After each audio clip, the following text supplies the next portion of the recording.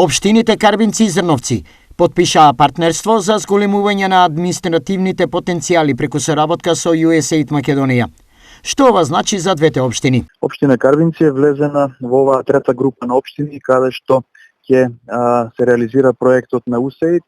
Проектот ќе значи зајакнување на капацитетите за искористување на сопствените ресурси. Она што општина Карбинци ќе се обиде да го унапреди е токму прибирањето на даноците, прибирањето на потребните, односно даноците и оние приходи кои што не следуваат по закон. Беше изготвени под нивно менторство изработка на стратешки план за локален економски развој преку 4 работилници, постапка за ажурирање на базата на данокот на имот, изготвување на граѓански буџет, месечни информатори за достап на повици за финансирање на проекти, планирање и прибирање на приходи од сопствени извори и најбитно е ажурирање на базата на податоци, имајќи у предвид дека последен пат е ажурирана 2005.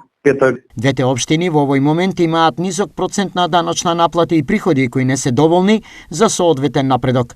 Првите луѓе на овие две општини очекуваат значително подобрување на состојбата и тоа во краток период. Што очекувам навистина добра реализација, очекувам со ова да ги подигнеме процентот на реализација на буџетот и на крајот да имаме една подобра слика во општина Карбинци во делот на искористувањето на средствата за потребите на граѓаните.